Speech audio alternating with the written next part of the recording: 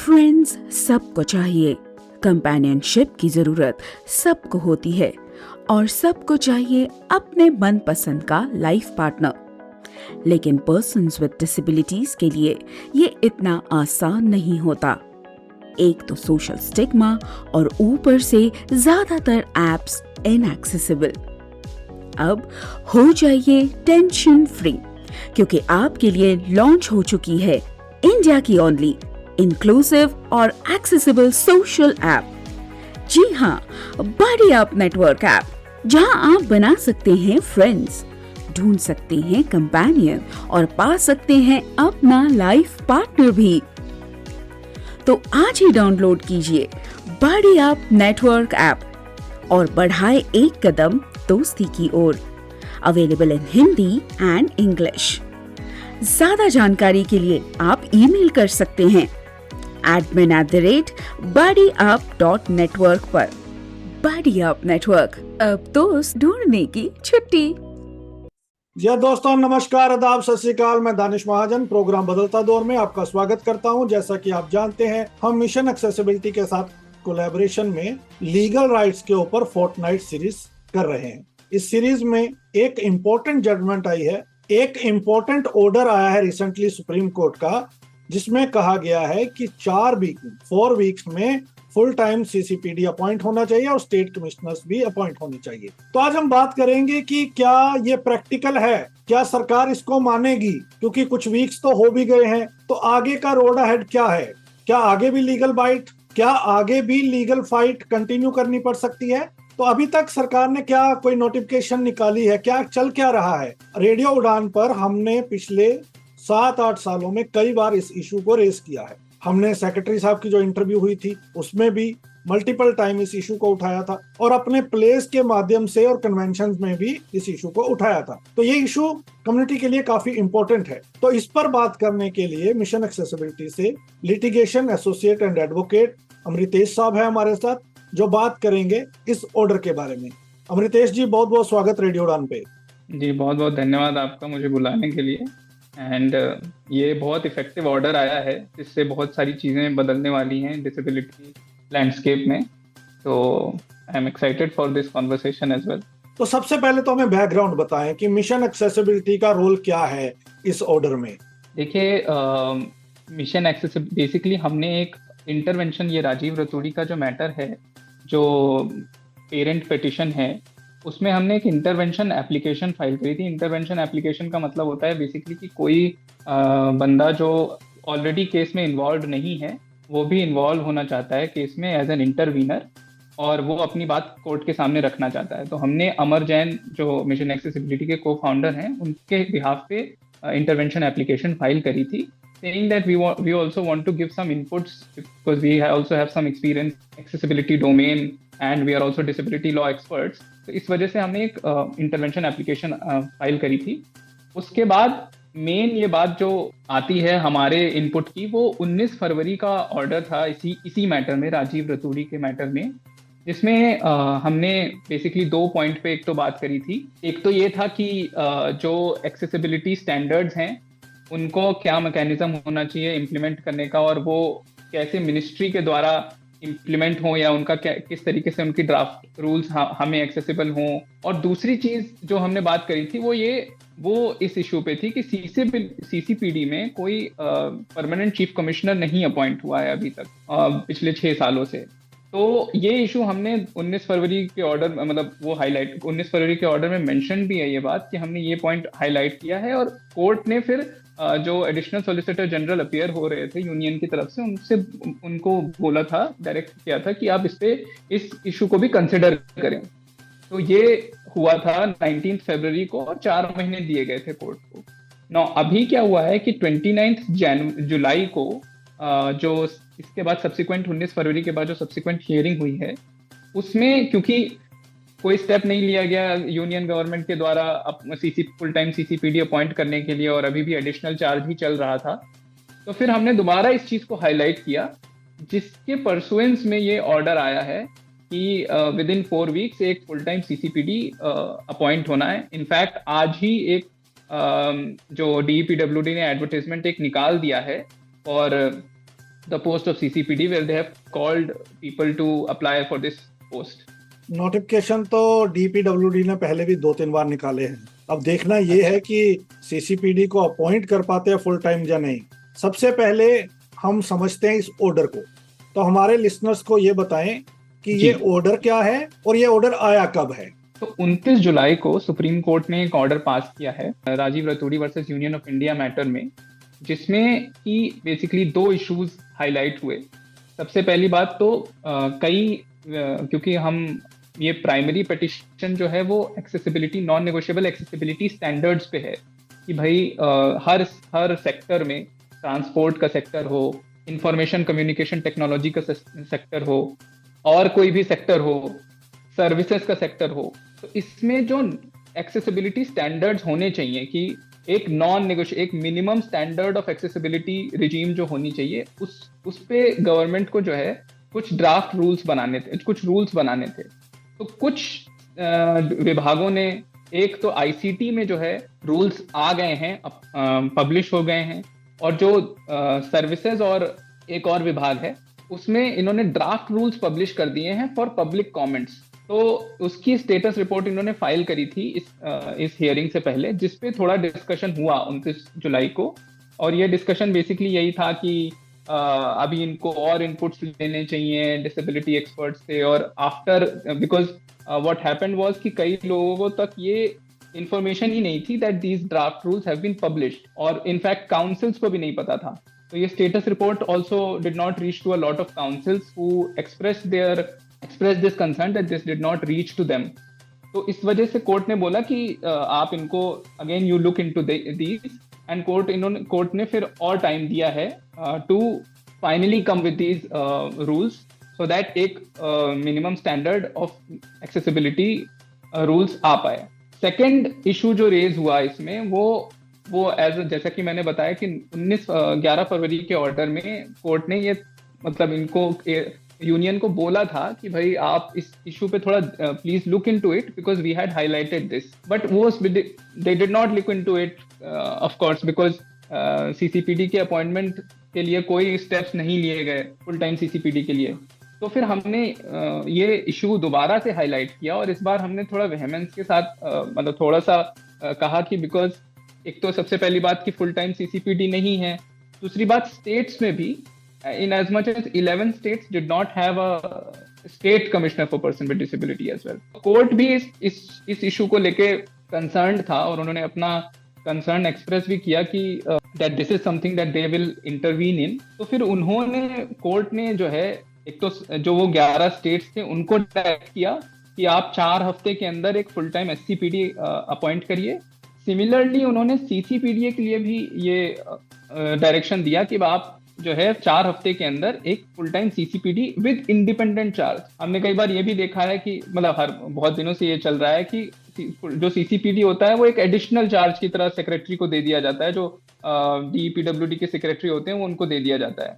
But मतलब ये इस इशू पे भी हमने स्ट्रेस दिया कि ये एक इंडिपेंडेंट चार्ज की तरह होना चाहिए रादर देन कि ये एक एडिशनल चार्ज की, which the court also agreed with us and they have specifically directed that this should be with an independent charge. तो इस ऑर्डर में मतलब बेसिकली ये 2 एस्पेक्ट्स हैं। एक तो वो नॉन नेगोशिएबल स्टैंडर्ड जो ड्राफ्ट रूल्स आ रहे हैं उनको लेके कुछ बात हुई है, और जो ये डायरेक्शंस हुए हैं 4 हफ्ते के अंदर सीसीपीडी और एससीपीडी अपॉइंट करने के लिए। तो 11 स्टेट्स हैं जिसमें एससीपीडी नहीं था, जो हमने उनकी वेबसाइट के थ्रू निकाला। सारी एससीपीडीज की हमने वेबसाइट चेक करी कि उनके पास है कि नहीं है। तो जहां पे भी हमको दिखा कि वो उनके पास फुल टाइम एससीपीडी नहीं है, तो उनको हमने अपने सबमिशंस में हाईलाइट किया कि ये स्टेट्स हैं जहां पे नहीं है। तो कोर्ट ने उस अकॉर्डिंग में डायरेक्शन दिया है। तो मोटी मोटी वही 2 बातें हैं कि 4 हफ्ते में आप सीसीपीडी अपॉइंट कीजिए इंडिपेंडेंट और स्टेट कमिश्नर्स जिन भी स्टेट्स में नहीं है जी। और एक और इशू है जो हाईलाइट करने वाला है। देखिए ऐसा हमने ये भी देखा है कि कोई भी जो सीसीपीडी के रिकमेंडेशंस हैं, अब एक बार रिकमेंडेशन हो गई, ठीक है, उसके बाद अगर कोई कंप्लाई नहीं कर रहा है तो एक मैकेनिज्म है सेक्शन 76 के प्रोवाइजो में उन्होंने ये बोला हुआ है कि अगर कोई कंप्लाई नहीं कर रहा है सीसीपीडी की रिकमेंडेशन से, तो आपको एक रीजन देना है। आप रीजन मतलब you have to give a reason as to why you are not complying with the recommendation. Now एक इसमें जो जो सेक्शन 89 है उसमें सीसीपीडी को ये पावर दे रखी है कि आप फाइन्स इम्पोज कर सकते हैं अगर कोई कंप्लाई नहीं कर रहा है। ठीक है, तो अब फाइन तो जैसे सीसीपीडी ने इम्पोज कर दिया, मान के चलिए 10,000 रुपए फाइन इम्पोज कर दिया, ठीक है, लेकिन ये फाइन रिकवर कैसे करे सीसीपीडी के पास ऐसी पावर्स नहीं है कि वो फाइन, कोई अगर नहीं फाइन दे रहा है तो उनके पास ऐसी पावर्स नहीं है कि उनको कंपेल, किसी पार्टी को कंपेल किया जा सके कि वो फाइन सीसीपीडी को दें। तो ये हमने हाईलाइट किया कि बिकॉज ये एक इशू है, इसकी वजह से जो भी, जैसे फॉर एग्जांपल किसी को पे हमने फाइन इम्पोज करने का मतलब क्या है, so that it becomes as a deterrent कि वो दोबारा से किसी भी एक्सेसिबिलिटी नॉर्म को कॉन्ट्रवीन ना करें। बट क्योंकि वो फाइन रिकवर करने का कोई मैकेनिज्म ही नहीं है, तो they can let go of it easily.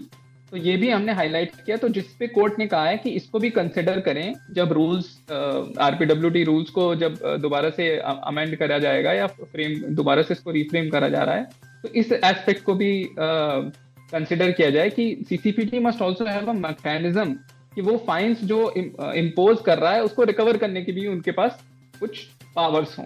लेकिन इस ऑर्डर में इतना कहा गया है कि जब रूल्स बनेंगे तब इसके ऊपर देखा जाएगा, करेक्ट? उसमें जी। ऐसा कुछ नहीं है कि 4 वीक में या 10 वीक में या 8 वीक में करना। जी, ऐसा कोई वो नहीं, बिकॉज ये रूल्स के थ्रू ही आ सकता है, ये आरपीडब्ल्यूडी रूल्स जो हैं वो उसी के थ्रू आ सकता है। बिल्कुल। अमृतेश, एक चीज समझना चाहता हूँ आपसे, अभी आपने लास्ट वाली बात में कहा कि सीसीपीडी के पास पावर्स नहीं, मैकेनिज्म नहीं है फाइन को रिकवर करने का, ठीक? जी। इससे पहले भी पार्लियामेंट को एक अपील की थी बहुत सारी एनजीओज ने कि सीसीपीडी को पावर बढ़ानी चाहिए, उनके पास पावर्स नहीं है। बहुत सारी NGOs, mission accessibility, time to time ये डिमांड उठाता रहता है कि सीसीपीडी की पावर्स बहुत कम है, this is the time now we should look upon it. Now the question is, अगर सीसीपीडी पावरलेस है तो फिर फुल टाइम सीसीपीडी हो या एडिशनल हो, से फर्क क्या पड़ता है? तो मैं लिसनर्स के लिए समझना चाहता हूं आपकी पॉइंट ऑफ व्यू से दो चीजें, एक फर्क क्या पड़ता है, दूसरा अब तक डिसेबल्ड कम्युनिटी का क्या नुकसान हुआ है फुल टाइम सीसीपीडी ना होने के कारण। देखिए, एक तो ये बात है कि फाइन रिकवर करने के पास उनके पास पावर नहीं है, तो अगर हो भी क्योंकि उनके पास पावर ही नहीं है, तो फिर वो अगर सीसीपीडी फुल टाइम आ भी जाता है तो भी उससे क्या फायदा होगा। देखिए, एक तो ये इशू होता है, कई चीजें पब्लिक परसेप्शन पे भी डिपेंड करती हैं, और कई ऑर्गेनाइजेशंस ऐसी हैं कि इफ उनको रेपुटेशन का बड़ा फिक्र होती है। हमने कई बार देखा है कि हाई कोर्ट में भी कई बार केसेस आते हैं जब कई ऑर्गेनाइजेशन के अगेंस्ट, जहां पे वो बेसिकली एक्सेसिबिलिटी स्टैंडर्ड्स मीट नहीं कर रहे होते हैं, और उनके खिलाफ जब केस होता है, then they immediately start taking effective steps to remedy और to bring in accessibility in their product or service or whatever field they are working. तो जब भी सीसीपीडी, जैसे जब सीसीपीडी होगा ही नहीं तो कोई फाइन ही नहीं इम्पोज होगा, फाइन नहीं इम्पोज होगा तो उन पर कोई प्रेशर नहीं बनेगा। ये बात आपकी सही है दैट फाइन रिकवर करने की पावर उनके पास नहीं है, बट जस्ट द फैक्ट कि एक सीसीपीडी है और उस सीसीपीडी ने एक ऑब्जर्वेशन किया है किसी ऑर्गेनाइजेशन के अगेंस्ट कि भाई आप जो भी काम कर रहे हैं उसमें आप you are not meeting accessibility standards, और आपका जो भी प्रोडक्ट और सर्विस है वो पर्सन्स विद डिसेबिलिटी के लिए एकदम यूजलेस है, इस वजह से I am imposing fine on you. ये जो स्टेटमेंट सीसीपीडी के द्वारा जब दिया जाता है, रिकमेंडेशन दी जाती है, तो वो उसका एक डिटरेंट इम्पैक्ट होता है किसी भी ऑर्गेनाइजेशन पे कि वो रेमेडियल मेजर्स लेने पे थोड़ा सा तो पुश होते ही हैं, क्योंकि ये चीजें मीडिया में भी आती हैं। हमें पता है कि मीडिया में जब ये सब चीजें हाईलाइट होती हैं तो एक जो भी कंपनी है या जो भी एस्टेब्लिशमेंट है उसकी रेप्यूटेशन पे भी हार्म करता है। And since these are issues that go into कि भाई आप कैसे कितना इंक्लूसिव समाज बनाना चाहते हैं या कितनी इंक्लूसिव पॉलिसीज हैं आपकी, ये सब चीजें जो पब्लिक परसेप्शन है उस पर आके टिक जाती हैं। तो that way it is more helpful कि जब सीसीपीडी होता है तो they can take action and swift action कि ये ऐप जो है मेरे लिए एक्सेसिबल नहीं है, मैं तुरंत कंप्लेंट करने गया और उस पे उनके पर्टिकुलर बंदे को बुलाया गया कि भाई तुम जवाब दो तो ये जो जवाबदेही है, एक ये जो मैकेनिज्म है कि भाई आंसरेबिलिटी है, अकाउंटेबिलिटी है, कम से कम आपको जवाब देने के लिए बुलाया जा रहा है, तो आपके दिमाग में ये चीज आ रही है कि अच्छा, this is also mechanism. Lot of people, कई हम एज एन ऑर्गेनाइजेशन जो पर्सन विद डिसेबिलिटी के लिए काम करते हैं, हमें पता है सीसीपीडी है और ये सब संस्था एक पूरा मैकेनिज्म है ग्रीवेंस रिड्रेसल का। बट जो लोग इस इशू से एकदम जुड़े हुए नहीं है, उनको पता ही नहीं है कि सीसीपीडी भी कुछ होता है, तो उनके लिए जब उनको कॉल जब सीसीपीडी का नोटिस जाता है उनको कि भाई आपको अपीयर होना है इस मैटर में, आपके अगेंस्ट कंप्लेंट आई है, तो दैट बिकम्स डेटरेंट कि वो इमीडिएटली उनके दिमाग में आता है कि चलिए ठीक है, this is something that I need to look into, this is something that. तो ये जो पुश है ये सीसीपीडी के ऑफिस के थ्रू मिल सकता है हमें। और जो दूसरा लिम्ब ऑफ आर्गुमेंट आपका, जो दूसरा क्वेश्चन था आपका कि सीसीपीडी ना होने से नुकसान क्या हुआ है 6 साल, देखिए पर्सन्स विद डिसेबिलिटी की प्रॉब्लम जो है वो थोड़ी यूनिक प्रॉब्लम्स भी हैं जिनको, और हमें ये पता है कि कोर्ट्स जो हैं वो इतने ज्यादा बर्डन्ड हैं with so much litigation, courts के पास इतने रिसोर्सेज ही नहीं है कि वो पर्सन्स विद डिसेबिलिटीज की माइनर प्रॉब्लम्स को डील कर सकें। बट माइनर प्रॉब्लम्स मैं इस वजह से कह रहा हूं कि फॉर एग्जांपल मेरे कंप्यूटर जो है मेरे लिए एक्सेसिबल नहीं है। अब ये as a person with disability this is a huge problem for me, but this is something that अगर इसको हम किसी कोर्ट में ले जाते हैं then it goes into a process of a loop, जहां पे 1-2 साल बाद मेरा केस होगा डिसाइड जाके। वेयरएज सीसीपीडी एक ऐसा मैकेनिज्म है जो डिजाइन ही इसी पर्पस के लिए किया गया है। तो अगर एक permanent chief commissioner of person with disability होता है तो उससे क्या होता है कि हमारी जो प्रॉब्लम्स हैं वो हेड ऑन डील होती हैं और थोड़ा ज्यादा स्विफ्टली डील होती हैं, रादर देन कि हमें पता है हर चीज डिपेंड करती है कि किसी संस्था के पास कितने रिसोर्सेज हैं।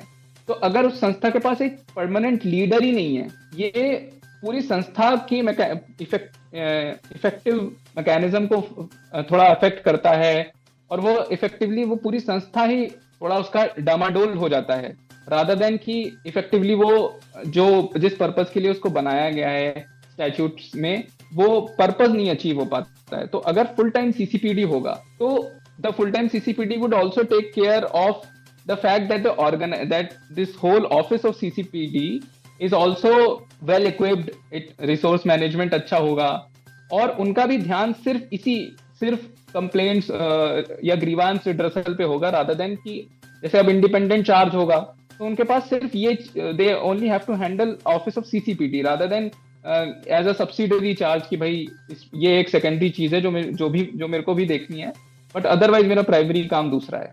बट यहाँ पे जब प्राइमरी काम ही उनका होगा तो ये हमें देखना है। अब इसकी वजह से नुकसान क्या हुआ है? नुकसान ये हुआ है कि जो कंप्लेंट्स हैं they are not being redressed in a time bound manner.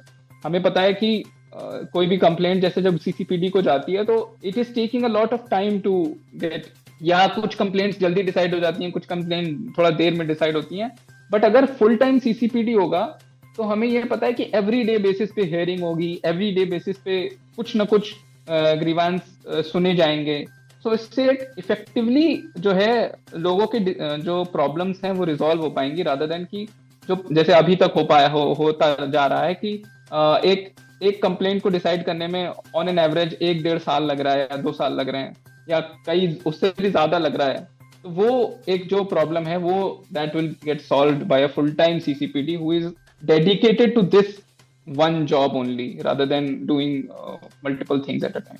अब ये बताएं कि जब कोर्ट में आर्ग्यूमेंट चल रहे थे, जब ये ऑर्डर आया, क्या लगता है कि क्या गवर्नमेंट सीरियस है अपॉइंट करने में? जैसे आपने बताया कि आज ही नोटिफिकेशन आई है और मैंने आपको काउंटर किया कि नोटिफिकेशन तो पहले भी आई है और गवर्नमेंट का आर्ग्यूमेंट बड़ा मजेदार था कि 140 करोड़ लोगों में उनको एक भी एलिजिबल कैंडिडेट नहीं मिल पाया। तो अगर गवर्नमेंट फिर भी अगर ऐसा खेलने की कोशिश करती है तो क्या आगे स्टेप्स हो सकते हैं? आगे क्या कंटेम्प्ट डाली जा सकती है? या आगे का जो रोड अहेड है वो क्या है? दो चीजें, एक माइंडसेट क्या है जब ये केस चल रहा था सामने वाले वकील का, और दूसरा अगर गवर्नमेंट कंप्लाई नहीं करती है तो आगे का रोड मैप क्या है? नहीं देखिए, ये बात आपकी एकदम सही है कि ये नोटिफिकेशंस तो पहले भी, एडवर्टाइजमेंट पहले भी आए हैं और उन्होंने ऐसा कहा है।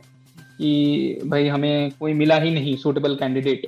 ये एकदम आपकी बात सही है, और इस पे मेरा जवाब सिंपली ये है कि देखिए मतलब ये एक हमारी भी जिम्मेदारी है कि जैसे हमने एक कोर्ट से ऑर्डर ले लिया कि कोर्ट ने डायरेक्शन दे दी कि आप 4 हफ्ते के अंदर अपॉइंट करो। अब ये हमारी जिम्मेदारी है कि अगर वो 4 हफ्ते के अंदर अपॉइंट नहीं कर रहे हैं या they are not taking the steps, हमें भी पता है कि वो 4 हफ्ते के अंदर वो प्रोसेस को कंप्लीट करना थोड़ा मुश्किल है, तो we can give them that leeway कि भाई अब जैसे आज उन्होंने नोटिफिकेशन निकाला है, of course it will take them at least a month. तो आज 18 अगस्त है, 18 सितंबर तक उनको 1 महीना लगेगा अपॉइंटमेंट करने में। लेकिन अगर तब भी नहीं होता है तो it is our responsibility to follow up. हम एक एप्लीकेशन फाइल करेंगे, एप्लीकेशन में हम ये बोलेंगे कि कोर्ट का ये स्पेसिफिक डायरेक्शन था, इसको नहीं माना जा रहा है, तो court will take notice of it. अगर देखिए ये सारी चीजें कोर्ट के थ्रू ही, the ball is rolling through courts directions only. तो हमें कोर्ट का जो है, कोर्ट जाके इन ऑर्डर्स को इफेक्चुएट कराना पड़ेगा अगर सीसीपीडी मान नहीं रहा है। तो हम जैसे अभी मैंने कहा कि 18 सितंबर, अब 18 अगस्त को आया, 18 सितंबर तक वील वेट। अगर नहीं होता है तो हम एक एप्लीकेशन फाइल करेंगे कि भाई ये आपका क्लियर डायरेक्शन था, स्पेसिफिक डायरेक्शन था जिसको नहीं माना गया है। कोर्ट इनसे दोबारा कहेगा, अगर फिर भी नहीं मानते then we'll file a contempt. ये फॉलो अप करना बहुत जरूरी हो गया है, because see this is the problem that कई बार होता है that once we get an order in our favour कि भाई हमें ये ऑर्डर मिल गया कि सीसीपीडी अपॉइंट करो, हम वहीं पे रोक देते हैं। कई मतलब हम उस लेवल पे आके हम इतना खुश हो जाते हैं कि चलो अच्छा ठीक है, ये ऑर्डर तो मिल गया। Now we also have to make sure that this order gets implemented, this order gets effectuated into the appointment of a full time CCPD. तो ये हमारी जिम्मेदारी है। तो mission accessibility follow this case. Of course that is, हमने ये देखिए 11 फरवरी को ये पहले इशू इस मैटर में था ही नहीं। हमने 11 फरवरी को वी रेज दिस इशू, और 29 जुलाई को हमने जब ये दोबारा से इशू रेज किया, then the court notice this also, then only then this order has come. And of course if we have worked this much to get this order, then of course we will want कि ये order implement हो रही है, और and अगर नहीं होता है then we will take steps to get this order implemented. मैं आपकी बात को काउंटर करना चाहता हूँ। आपने कहा कि 29 जुलाई को ऑर्डर आया, उसमें कहा गया कि 4 हफ्ते में फुल टाइम सीसीपीडी और इंडिपेंडेंट स्टेट कमिश्नर्स अपॉइंट होने चाहिए। उसमें ये नहीं कहा गया कि आपको 4 वीक में एडवर्टाइजमेंट निकालनी है। यहाँ तक am I correct? You are right. अब आपने कहा कि 18 अगस्त को जब हम ये रिकॉर्डिंग कर रहे हैं शो की, तो उस समय गवर्नमेंट ने नोटिफिकेशन निकाला है और 18 सितंबर तक हमें टाइम देना चाहिए गवर्नमेंट को। कंप्लाइंस खत्म होता है 29 अगस्त को, जो 4 वीक का। लेकिन सरकार, आप कह रहे हो कि 18 सितंबर तक हमें वैसे ही एक as a courtesy, community courtesy एक उनको टाइम देना चाहिए। पर आपको नहीं लगता कि ये जो बात है कि हर बार अगर कोर्ट ने ये ऑर्डर दिया है तो ऑनरेबल कोर्ट ने तो कुछ समझ के दिया ही होगा कि 4 वीक में ये किया जा सकता है, तो ये तो कोर्ट के विजडम में था कि 4 वीक में हो सकता है, इसलिए कोर्ट ने 4 वीक का टाइम दिया। और इनके पास तो पहले ही ये सब रेडी है, नोटिफिकेशन तो पहले भी निकलती है। जब भी डिसेबल्ड की कोई चीज आती है, उसके बारे में कोई फैसला आता है, तो हमें हर बार लीनियंट क्यों होना है? क्यों हमें खुश, जैसे आपने तो खुद ही कहा कि हमें खुश नहीं होना चाहिए ऑर्डर को लेके, हमें इम्प्लीमेंटेशन के बाद खुश होना चाहिए। और दूसरी तरफ आप कह रहे हो कि हमें गवर्नमेंट को टाइम देना चाहिए 18 सितंबर का। गवर्नमेंट तो टाइम सीक करती रहेगी, they know how to buy the time, they will keep doing it. तो इसके बारे में क्या आप कहेंगे? देखिए ये बात आपकी एकदम सही है that the deadline expires on 29 July, but देखिए 29 अगस्त, हमको इस बात का भी ध्यान रखना है दैट कोर्ट ने भी इस चीज को एक्नॉलेज किया that this is not an adversarial litigation. ठीक है, कि इसमें ये नहीं है कि we are fighting against them और the union is fighting against us. ठीक है, कोर्ट ने इस चीज को रिकॉर्ड किया है अपने ऑर्डर में। तो now if the government has taken a step, मतलब हर एक एडमिनिस्ट्रेटिव प्रोसेस में एक पर्टिकुलर टाइम लगता है। एक एडमिनिस्ट्रेटिव प्रोसेस है to issue the advertisement, the another administrative process is that it will, अभी इन्होंने इनवाइट किए हैं। ये तो गवर्नमेंट का काम है ना, इसमें हमें क्यों लीनियंट हो रही है? उनका काम है, वो जाने, उनके पास मशीनरी है, उनके पास एक अच्छी खासी स्टेट मशीनरी है, तो उसकी जिम्मेवारी या उसके बारे में हम क्यों सोचें? वो कोर्ट जाने, वो गवर्नमेंट जाने। नहीं, आपकी बात सही है। मतलब देखिए, कई बार हमें ये भी देखना होता है कि कोर्ट का क्या स्टैंड होगा। अगर जैसे फॉर एग्जांपल आपने कहा 29 जुलाई को, 29 अगस्त को ये एक्सपायर हो जाएगा, 4 हफ्ते का period, you are right. But अगर हम मान के चलिए 1 सितंबर को ही कोर्ट पहुंच जाते हैं, कहते हैं कि भाई देखिए 4 हफ्ते खत्म हो गए और इन्होंने सिर्फ 18 अगस्त को एक एडवर्टाइजमेंट निकाला है, तो कोर्ट भी यही बोलेगा कि भाई we understand that we had given this deadline of 4 weeks, but if they have issued the advertisement, give them some time, give them at least 2 weeks या 3 weeks, क्योंकि this has been, मतलब court also has to look into the administrative aspects। ऐसा नहीं है कि court, ये जरूर आप कह सकते हैं काउंटर में कि तब तो कोर्ट ने 4 हफ्ते दिए ही हैं, but if the court sees कि वो that the government is taking steps to comply, then the court also becomes a bit lenient. तो हम, मतलब क्योंकि हमें इवेंचुअली तो हमें चीजें लेनी कोर्ट से ही, अगर हमें इवेंचुअली चीजें कोर्ट से ही लेनी पड़ रही हैं, then we should not go with mindset कि we can't give any latitude to the government. ये एक कोलैबोरेटिव प्रोसेस है। I understand that the government has failed the community for the longest time, but now it is our responsibility that we get the best out of the judgment, out of this order। तो अगर इन्होंने एक step लिया है and that step is in the right direction, then we should acknowledge it and we should give them ample time.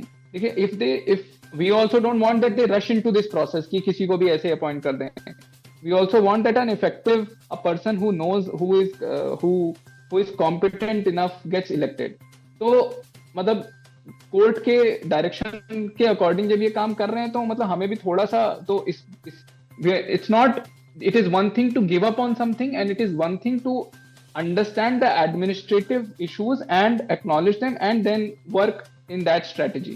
We are तो ये hoping that मतलब competent persons with disability must be appointed. Let's see what happens. Now the last question, Amritesh. Sorry, I interrupted. You were saying something. You can add on to that. The last question is, no can you name the states where no disability commissioner is there? One. And थोड़ा सा states के बारे में भी बताएं, क्योंकि centre में तो है, फिर भी एक्टिव है जो दूसरे कमिश्नर हैं, लेकिन स्टेट्स की जो सिचुएशन है वो बहुत पैथेटिक है। तो स्टेट की पॉइंट ऑफ व्यू से कितना इम्पोर्टेंट है और ओवरऑल ये जो ऑर्डर है कितना इम्पोर्टेंट एंड इफेक्टिव है फॉर द कम्युनिटी?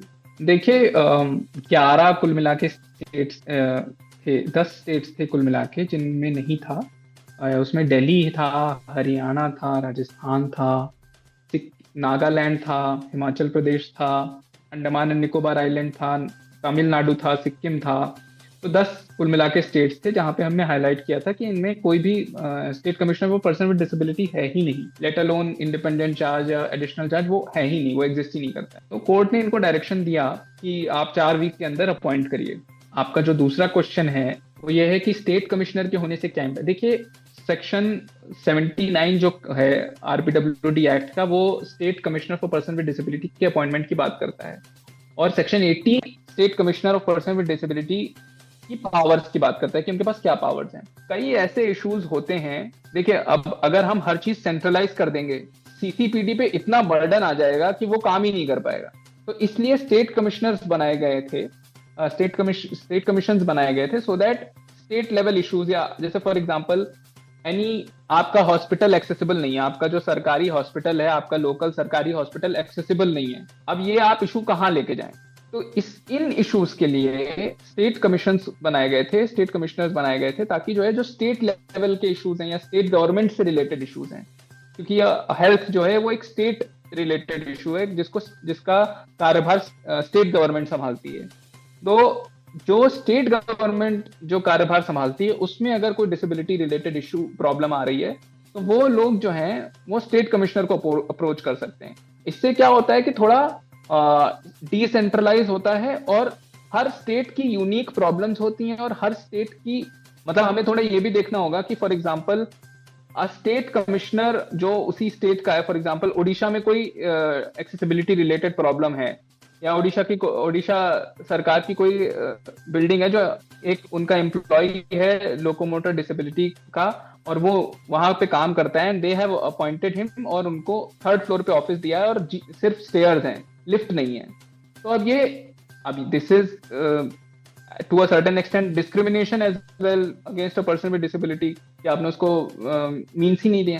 तो अब क्योंकि ओडिशा में एक स्टेट कमिश्नर है, तो this person can straight away approach Odisha State Commissioner rather than coming to the Central Commission, because Central Commission के पास ऑलरेडी इतने सारे इश्यूज हैं, और क्योंकि हम डिसेंट्रलाइज करना चाहते हैं तो स्टेट कमिश्नर को ये कार्यभार दिया गया। ऑल्सो कई बार लैंग्वेज का भी इशू होता है, लोकल जो कल्चर्स होते हैं, सब कल्चर्स होते हैं, उनको एक्सप्लेन कर पाना थोड़ा आसान हो जाता है अगर स्टेट कमिश्नर होता है फ्रॉम द सेम रीजन, कि भाई देर आर मेनी प्रॉब्लम्स जो एक पर्टिकुलर रीजन से एसोसिएटेड होती हैं। फॉर एग्जांपल अगर कोई पहाड़ का रीजन है और वहां सिक्किम के मान लीजिए, तो सिक्किम में अगर कोई एक्सेसिबिलिटी रिलेटेड इशू है तो वहां पे जो लोकल अगर स्टेट कमिश्नर होगा, they will be able to understand the problem in a better way. तो ये है कि स्टेट कमीशन के होने से थोड़ा सा एक तो सेंट्रल कमीशन पे बर्डन कम पड़ता है, और दूसरी चीज है जो लोकलाइज्ड इशू होते हैं या जो स्टेट गवर्नमेंट रिलेटेड इशू होते हैं वो स्ट्रेट अवे हैंडल हो जाते हैं स्टेट कमीशन के द्वारा। तो ये है, और इन 10 राज्यों में बोला है 4 हफ्ते के अंदर। You are also tracking it? Sir इसको हम नहीं ट्रैक कर पा रहे हैं, because I think the community will also, I mean, I urge the community to do this exercise so that we are also on top of it. हम अभी सिर्फ CCPD को ही ट्रैक कर रहे थे, एंड टुडे ही, आज ही इसीलिए notification का भी आई है तो हमको पता चला है, but we are not tracking the states, but we urge the community to track it. And अगर मतलब उनको अगर ये 4 हफ्ते की डेडलाइन मिस हो जाती है, देन प्लीज उनसे रिक्वेस्ट है कि हम मिशन एक्सेसिबिलिटी पे लिखें, हमारे ईमेल आईडी पे लिखें that this has not been complied with, and we'll take the necessary steps. If it comes, then we'll also approach the court. We are not hesitant to approaching court at all. हमको हमारे पास order है, we have a good order in our favor, then we should make the best use of it. Community इस order को कैसे ले? Final सवाल, how important it is for the community? Community, देखिए community के लिए एक मतलब सबसे पहली बात ये है कि एक मैकेनिज्म जो उनके लिए डिजाइन किया गया था, ये पूरा CCPD ऑफिस जो उनकी प्रॉब्लम्स के लिए डिजाइन किया गया था, अभी तक उसको एक लीडर नहीं मिल पाया था जो सिर्फ उन्हीं के इश्यूज से कंसर्न्ड हो। This order if it comes to fruition, कि वो एक परमानेंट CCPD अपॉइंट होता है जो कि 2019 से नहीं अपॉइंट हुआ है, और वो इंडिपेंडेंट चार्ज के साथ अपॉइंट होता है, दैट इज उसके पास कोई एडिशनल चार्ज नहीं है। तो ये कम्युनिटी के लिए इस तरीके से बेनिफिशियल होगा कि अब जो वो CCPD जब वो अप्रोच करेंगे, then they would not feel like they have just filed a complaint और वो पेंडिंग है और उसमें कुछ हो नहीं रहा है। ये जो एक डिससेटिस्फैक्शन जनरेट होता है, बिकॉज हमें पता है कि पर्सन्स विद डिसेबिलिटीज की यूनिक प्रॉब्लम्स जो होती हैं वो कई बार कोर्ट में जाने में भी हेजिटेंट होते हैं लोग, बट क्योंकि डिसेबिलिटी कमीशंस जो होते हैं वो आर एक्सपर्ट्स, कमिश्नर जो होते हैं वो एक्सपर्ट्स होते हैं, इनको पता होता है कि क्या इश्यूज हैं, कोई सर्विस रिलेटेड इशू है, कोई अपने किसी का प्रमोशन नहीं हो रहा है, किसी को हैरास किया जा रहा है बिकॉज ऑफ देयर डिसेबिलिटी। तो ये इश्यूज जो होते हैं, of course these are issues that repeatedly affect persons with disability, but court से उनको, जैसे कॉन्स्टिट्यूशनल कोर्ट से उतना जवाब उनको नहीं मिल पा रहा था। नाउ विद द अपॉइंटमेंट, और ऑल्सो हमें एक बार इस ऑर्डर में एक ये भी एस्पेक्ट है कि इसमें ना सिर्फ ये बोला है कि CCPD अपॉइंट होगा, इसमें एक 2 एडिशनल कमिश्नर्स की भी बात करी गई है, जो सेक्शन 74 में बोला गया है ना कि एक चीफ कमिश्नर होगा और 2 एडिशनल कमिश्नर्स होंगे। तो एक चीफ कमिश्नर और 2 एडिशनल कमिश्नर्स की भी अपॉइंटमेंट की इसमें बात करी गई है सेक्शन। तो now with the full force and with full resources, the office of CCPD will be more effective. The office of CCPD will be able to discharge its functions in a more effective manner. कि मतलब लोगों की अगर complaints उन तक पहुंच रही हैं तो हम ये एक्सपेक्ट कर सकते हैं कि जिस प्रोसेस में उनको 1, 1.5, 2 साल लगता था, वो प्रोसेस अब it will be reduce to let's say 8 months, 9 months। तो जो शशांक पांडे वाली जो पिटिशन जिसकी बात आपने शुरू में करी, वो एक पैरेलल पिटिशन इसलिए भी चल रही है कि हम देखिए, ये एक एस्पेक्ट है कि एक chief commissioner for person with disability appoint हो गया और 2 एडिशनल कमिश्नर्स अपॉइंट हो गए, बट एक ऑफिस को रन करने में, इस तरीके के ऑफिस को रन करने में हमें बहुत सारा स्टाफ चाहिए होता है, हमें रिसोर्स पर्सन चाहिए होते हैं।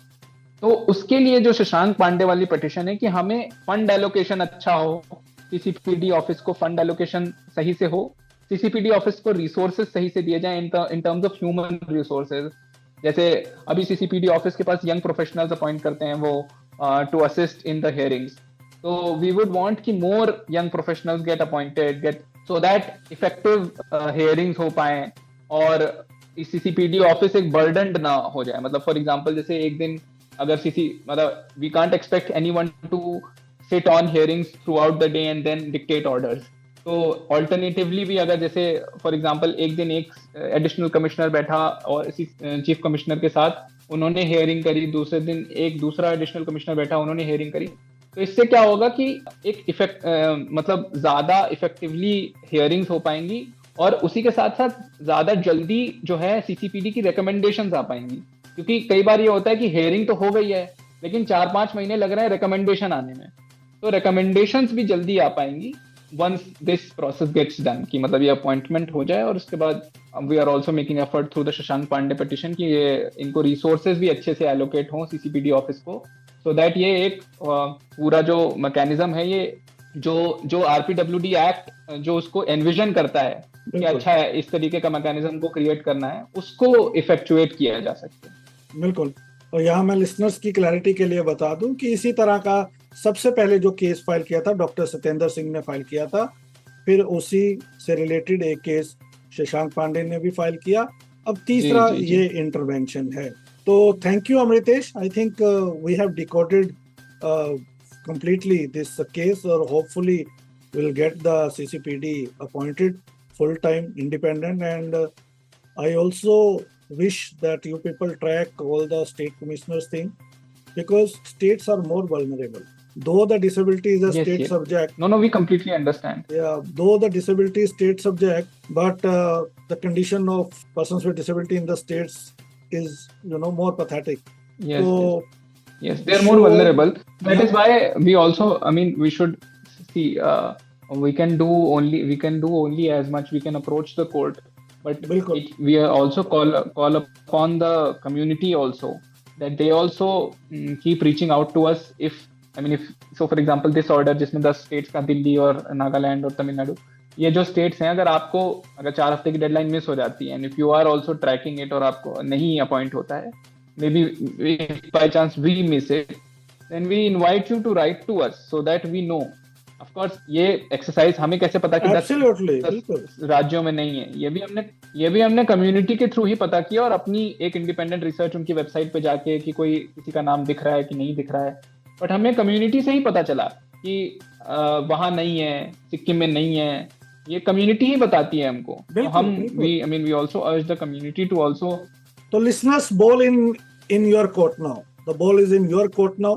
मिशन एक्सेसिबिलिटी ने इंटरवेंशन डाला, उसके ऊपर ऑर्डर आया, जैसे अमृतेश ने कहा, you can not expect a single organisation to do everything for you. You should also contribute whatever little bigger you can do. तो आप ट्रैक कीजिए, जहां जहां का ये है वहां missionaccessibility@gmail.com पे लिखिए ताकि उन तक चीजें पहुंचे. Amritesh, thank you so much for your time, and it was pleasure talking to you. So it's very important judgment. Thank you so much. Likewise sir, बहुत बहुत शुक्रिया मुझे बुलाने के लिए.